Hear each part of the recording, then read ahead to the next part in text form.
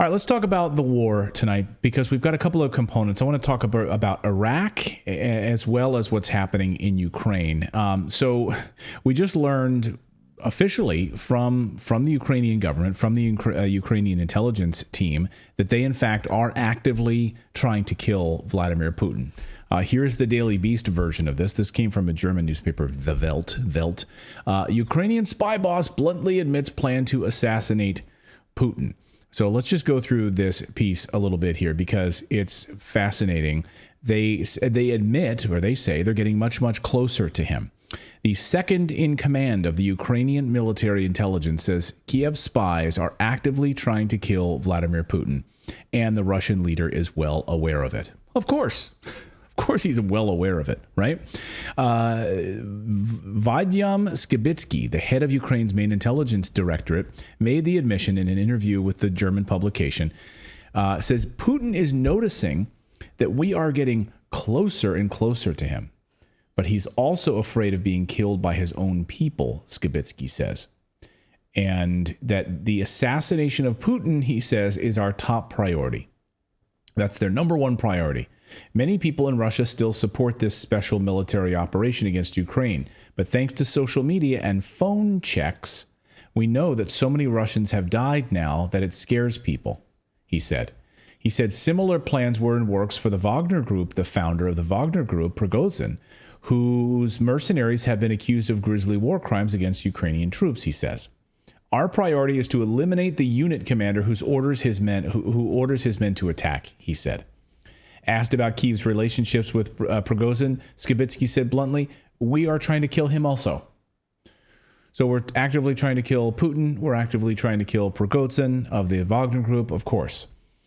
As for who tops Ukraine's hit list, he said Putin is number one because he coordinates and decides what happens.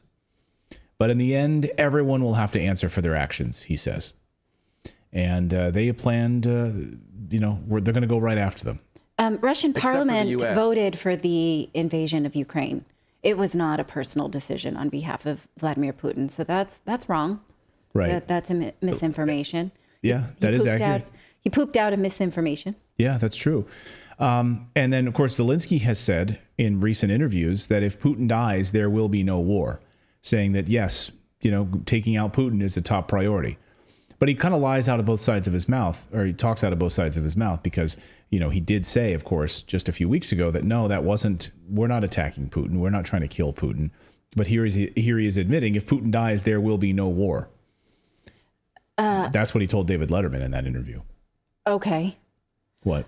Again, Russian military now is in control of the Donbass. They're not going to be like, oh, Putin, is no longer alive. We'll just pick up and leave here. Right. There is now infrastructure in those places. They're not fighting beyond those borders as far as we can tell. Maybe they are. We don't know that, right? We don't have any confirmation of that. But where they are at this point. So then what? He's not saying we need to play it out. Does that mean then they automatically revert to Ukrainian ownership, those regions? That's what they think. I think they think that. How could that be? But of course, and there's a lot of people that believe that if Putin's eliminated, it'll actually become more of a hard line. Conservatives might see an opportunity to really, even take maybe more control of the government. So they might get the worst outcome if they want to take out Putin. But this is what they're saying. But it's not just Zelensky, like David just mentioned. It's the United States that actively wants this as well, right? We've heard multiple senators saying that this is a top priority. Here's Senator Lindsey Graham calling for the removal of Putin. So President Biden, you're the Rodney Dangerfield of world leaders. Nobody respects you. And if you don't change your game and up your game, we're going to have World War III. Here's the next war that's coming. Israel is going to have to take military action to stop the Iranians from developing enriched uranium to the point it can become a weapon. They're at 84%. All they have to do is get to 90%. We're not doing a damn thing about the Iranians trying to develop a nuclear bomb under our plain sight. I would like to know, we know that Russian drones are flying over Ukraine. Yeah. Why don't we shoot down 2 of theirs and send a message? You shoot down 1 of ours, we'll shoot down 2 the first time, 10 the next time. We're being walked on, we're being crapped on, and we're about to have a major war because China is sizing up Biden, and they're going to go into Taiwan if we don't up our game in Ukraine. Biden's always late to the game. He's late won't to lift give a them finger, tanks. Senator. Yeah. So it's amazing to hear these guys. Like, literally, let's go in and assassinate another a leader of Russia. Let's do that. That's exactly what Senator Graham is calling for. I mean, it's a long-standing precedent. I believe it's actually even a war crime to target military leadership, because they've known for centuries that if you take out the leadership, then the armies will just run rampant. Like, it's a very dangerous thing to just take out military leadership in war. Right. Yeah, you're absolutely right about that. It's never a smart move. Yeah, and so, but they don't get that, and these media types don't get that. And like warmonger Sean Hannity, who's vying as much as he can right now for Tucker Carlson's job. But he, it's amazing to go of like Tucker Carlson, who's anti-war, to somebody who's absolutely pro-war and wants us to eliminate Vladimir Putin, wants us regime change is what he's calling for. Listen. Russia and Putin's hostility and aggression against our country, the United States, has now reached a dangerous new height. Now, tonight, the question is this. What will your President Joe Biden do? Is he going to offer maybe another waiver for the Nord Stream 2 pipeline? Put more sanctions in place? Putin's not going to care because he's selling his energy and getting filthy rich. He's selling it to China, the rest of the world. And all of this comes as a new axis of evil is emerging between these 3 top geopolitical foes. China's dictator Xi is now scheduled to hold a very rare but significant meeting with Putin in Moscow. So how much you want to bet they'll probably be trading jokes about just how pathetically weak America's president is? This is beyond embarrassing. This is danger to the safety and security of the entire world. Yeah, so eliminate Putin is what the mainstream media wants and what the United States government wants. Meanwhile, we're learning this morning from the New York Times that, in fact, Ukrainians were likely behind the Kremlin drone attack, which, of course, we knew right from the get-go that this was a NATO and Ukraine operation to attack the Kremlin, to try to hit Putin. But now we've gotten word from the New York Times, which is kind of a laughable piece, actually, from the New York Times, to go through and say that Ukrainians were likely behind the Kremlin drone attack. American spy agencies, though, don't know exactly who carried out the attack. Right. Okay. American spy agencies have no idea who carried out the attack. Yes, they do. But they suggest it was part of a series of covert operations orchestrated by Ukraine's security services. Okay. So that's a big fat maybe.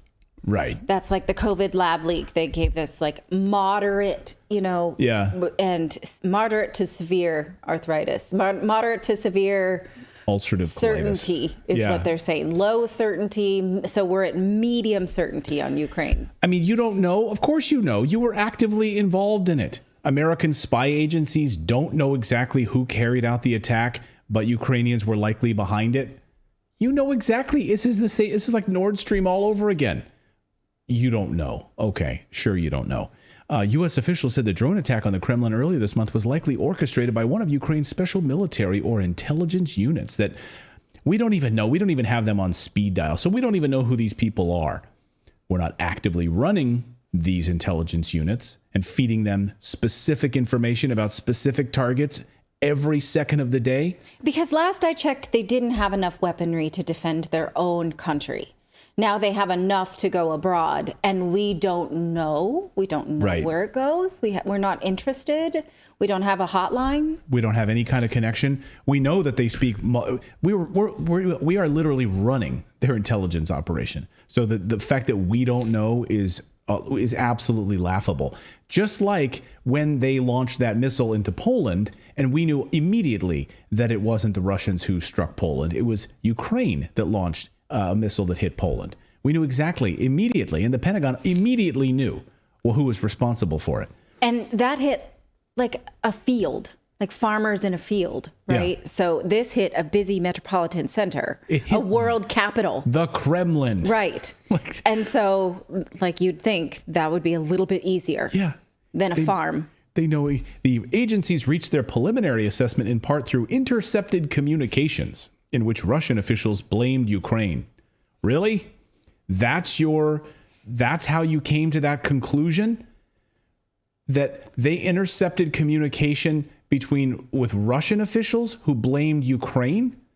Okay. That's how our intelligence agencies figured it out? Are you full of garbage? They also said that publicly. Yeah. Which interception was it Sputnik? And what frickin' phone call are Russians having where they're like, the Kremlin was just hit. We think it was the Ukrainians. Anybody in Russia is going to assume that that's the case. Who else is attacking the Kremlin at this point? I mean, Right. Sorry.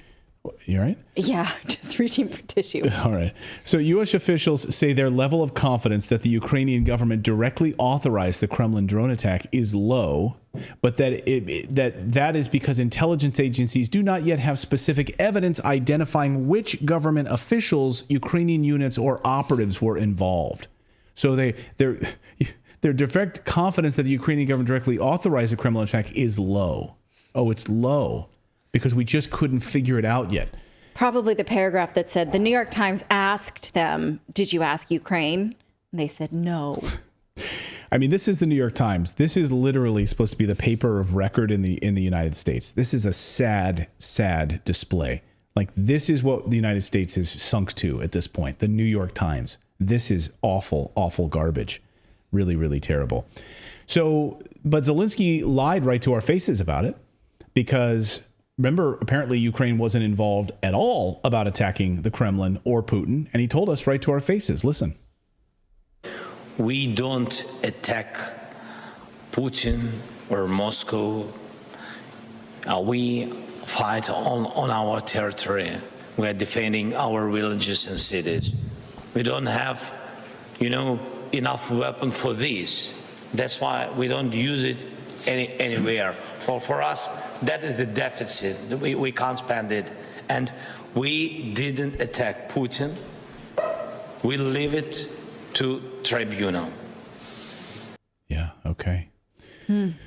So they didn't do it. They didn't do it. The head of your military said you did. Apparently not. Okay. So I want to... I'll say different words. Thank you so much for watching this segment here at Redacted. We are live every day at 4 p.m. Eastern Time, trying to share the stories that the mainstream media will not cover. You should also come over and join our community of Redacted Rebels over at redacted.inc. That's our private locals community where we can share exclusive content that we simply cannot share here on YouTube. Come over and join the rebellion together right now by going to redacted.inc. We'll see you next time.